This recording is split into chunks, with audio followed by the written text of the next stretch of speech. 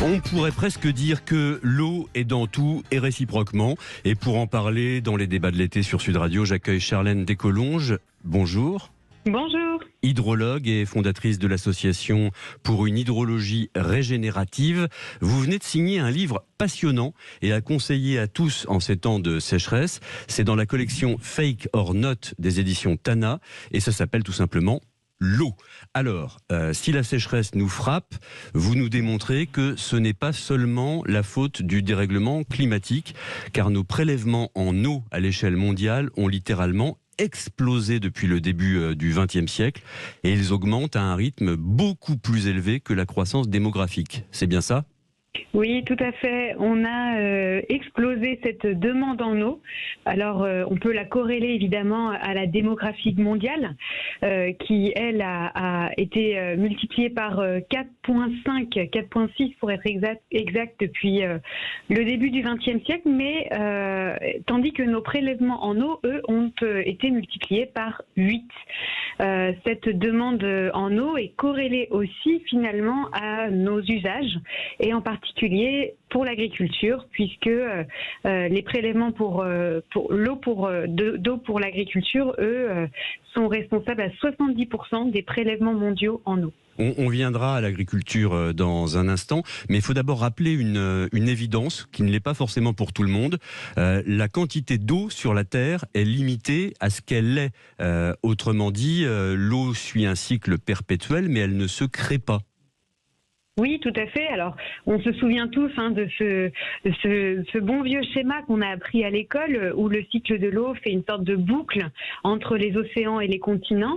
Donc ça, c'est ce qu'on appelle le grand cycle de l'eau qui permet aussi de réguler le climat. C'est quelque chose qui est complètement lié.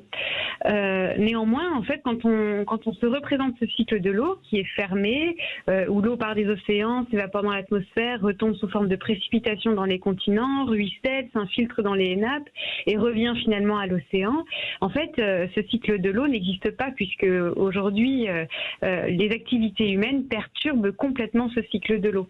On s'approprie l'équivalent chaque année de 24 000 milliards de mètres cubes d'eau. C'est comme si on détournait la moitié de tous les cours d'eau du monde qui s'écoulent des continents aux océans. On détournait la moitié de ces débits-là et tout ce volume d'eau, on se l'approprie pour toutes nos activités. Donc avant même d'avoir perturber le climat, on s'est complètement approprié le cycle de l'eau. Rappelons à toutes fins utiles que la Terre est la seule planète du système solaire à posséder de l'eau liquide en plus de glace et de vapeur. Oui, tout à fait. Ça, c'est une grande particularité. Alors, les recherches de la NASA montrent que, pour l'instant, il n'y a pas d'eau liquide qui serait présente en grande quantité, en quantité significative sur les autres planètes et les autres systèmes. Mais en tout cas, chez nous, la particularité qu'on a, c'est sur Terre, l'eau est majoritairement présente sous forme liquide. Donc, c'est très précieux. Et comme des Shadocks, nous pompons sans cesse dans les fleuves, dans les lacs, dans les nappes phréatiques, plus de 15 millions de mètres cubes par jour, indiquez-vous dans ce livre. Mais en même temps, les eaux usées, nous les traitons et nous les rejetons. Alors, pourquoi la balance n'est pas bonne ? Alors déjà, j'invite toutes les auditrices et auditeurs à se poser la question, mais d'où vient notre eau quand on ouvre le robinet? D'où elle vient? Est-ce qu'elle vient d'une nappe? Est-ce qu'elle vient d'un lac? Est-ce qu'elle vient d'une rivière? Donc ça, souvent, on n'a pas forcément d'informations.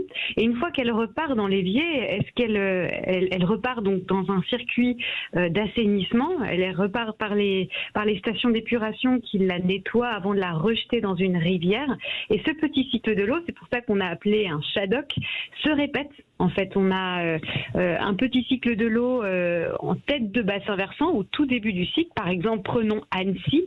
Annecy, on pompe l'eau depuis le lac, on la traite. Elle repart par une station d'épuration, elle se rejette dans le Fier. L'eau circule et descend et ensuite rejoint le Rhône. Le Rhône arrive à Lyon, les Lyonnais prennent de l'eau et on répète le cycle en fait. On répète ce petit cycle de l'eau.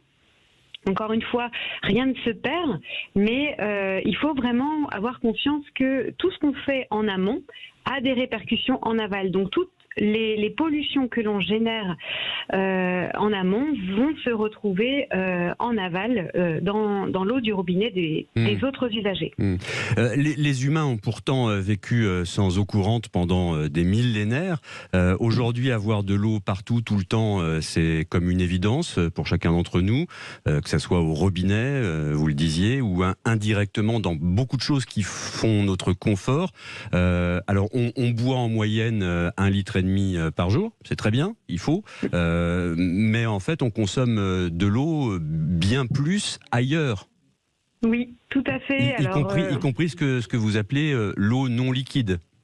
L'eau virtuelle. Oui, l'eau virtuelle. C'est ça. On a tous en tête ce chiffre, alors qui paraît énorme, on a du mal à se représenter, c'est une grosse moyenne, mais 146 litres d'eau par jour, c'est la consommation, alors j'aime pas dire consommation parce que l'eau repart, comme je viens d'expliquer, dans les circuits et revient au milieu naturel, donc c'est les usages domestiques, 146 litres d'eau par jour par Français, mais en réalité, si on prenait toute l'eau qui était nécessaire à produire notre alimentation, nos vêtements et tous nos objets du quotidien, en fait, on serait plutôt à 5000 litres, 4900 pour être exact. Par jour ? 5000 par jour, par Français. C'est ce qu'on appelle l'empreinte eau. C'est un peu comme l'empreinte carbone, mais pour l'eau. C'est toute l'eau qui est invisible et qui est contenue dans notre alimentation et nos objets du quotidien. Et vous dites qu'il y a même de l'eau dans notre téléphone portable, ce qui n'est pas rassurant. Et oui, alors ça on a du mal à l'imaginer, mais effectivement pour fabriquer tous nos objets électroniques, on a besoin de métaux. Et pour fabriquer ces métaux, on a besoin de les extraire, donc de les séparer de la roche.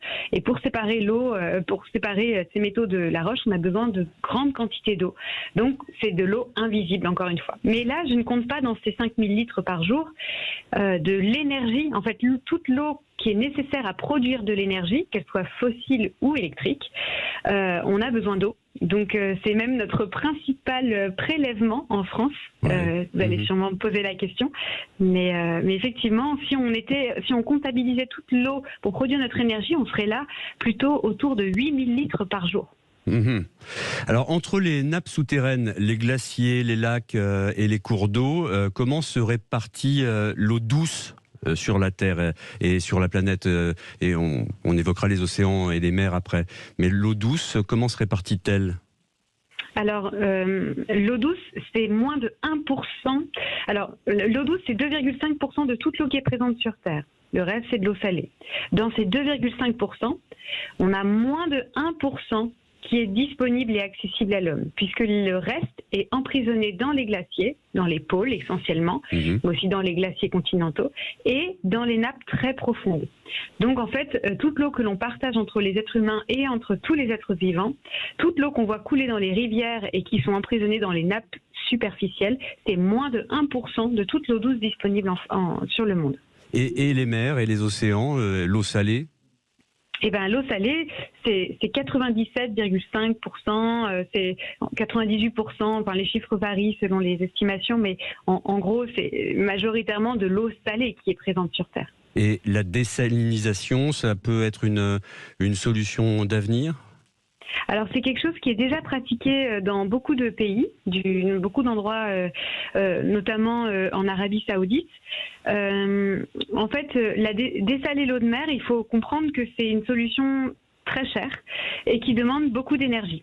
Il y a deux techniques pour dessaler l'eau de mer. Soit on dessale par voie thermique, donc on chauffe l'eau, on la recondense et on la récupère et elle est non salée. Il faut du coup la ressaler derrière, ou bien par osmose inverse, et là c'est comme un piston, en fait on pistonne l'eau de mer à travers une membrane, et on récupère de l'eau dessalée, voire sans ions, en fait, sans sels minéraux.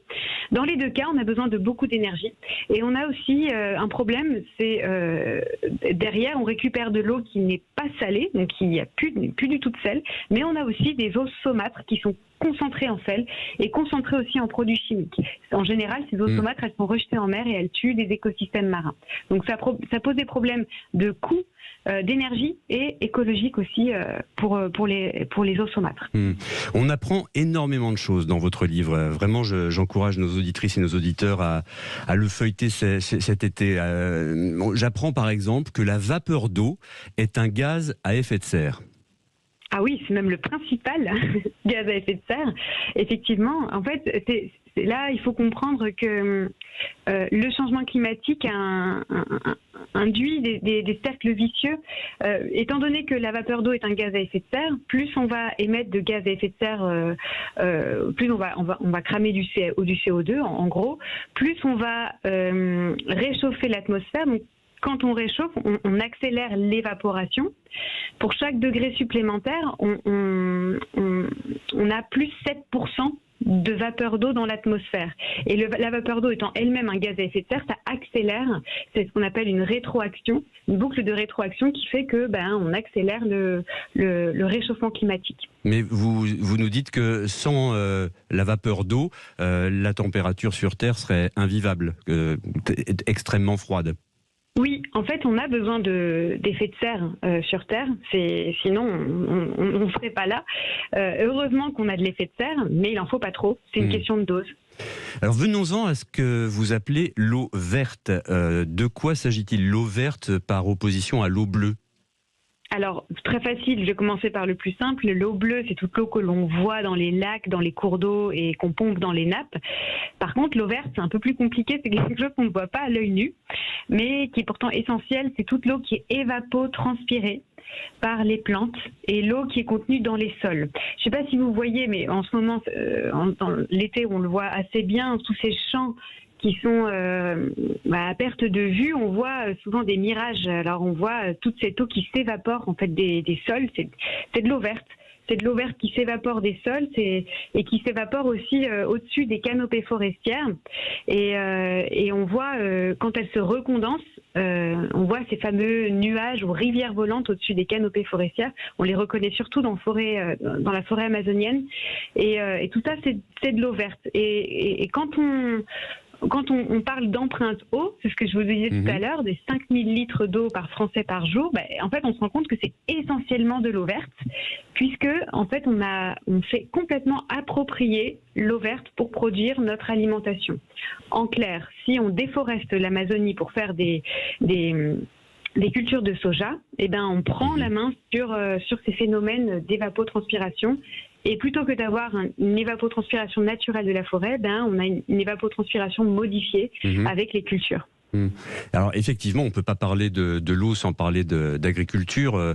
Vous nous dites qu'on a besoin en moyenne de 454 litres d'eau pour produire 1 kilo de maïs. Oui. Donc ça c'est pareil, c'est l'évapotranspiration, c'est de l'eau verte. Alors 457, c'est une moyenne, ça dépend aussi des variétés, du climat. Et effectivement,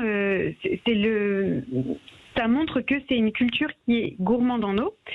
Alors, on pourrait dire aussi que le blé est gourmand en eau. La différence entre le blé et le maïs, c'est que le maïs a besoin d'eau en juillet et en août. Une période où, chez nous, sous nos latitudes, la ressource en eau est la moins disponible. C'est une plante tropicale, il faut le rappeler, tandis que le blé, lui, ses besoins en eau sont répartis tout au long de l'année, en particulier au printemps. Oui. Donc pose moins de problèmes. Le problème avec le maïs, c'est qu'il faut apporter de l'eau artificiellement par voie d'irrigation au cours de l'été. Faut-il vraiment, le chiffre m'a sauté aux yeux, faut-il vraiment 15 000 litres d'eau pour produire 1 kilo de bœuf ? Alors, c'est ce qu'on décrit dans le livre. La réponse, c'est ça dépend. Ça dépend du type d'élevage. Alors, je ne pourrais pas y répondre en 2 minutes, c'est assez complexe.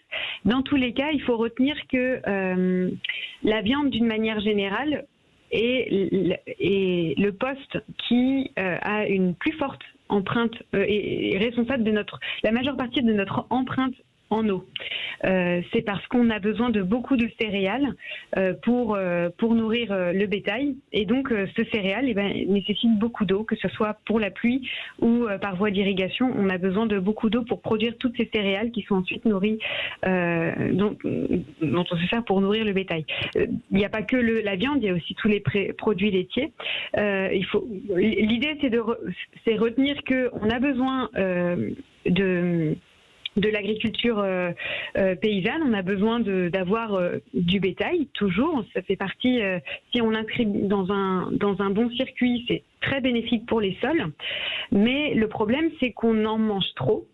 Et donc, ça demande beaucoup d'eau pour nourrir tout ce bétail. Alors, chers auditeurs, retenez donc jusqu'à 15 000 litres d'eau pour 1 kilo de bœuf et 4 300 litres d'eau pour 1 kilo de poulet. Des chiffres qui frappent l'imagination. Sur les méga-bassines dont on a parlé dans le débat précédent avec les soulèvements de la Terre, sur les méga-bassines, votre constat, c'est qu'on se tire une balle dans le pied. Oui, si alors exactement. On a même dit, alors dans le hors-texte, c'est une méga-bassine ici crée un déficit ailleurs. Il faut vraiment comprendre que dès qu'on stocke de l'eau quelque part, c'est de l'eau qui ne coulera pas, qui ne sera pas rendue disponible en aval.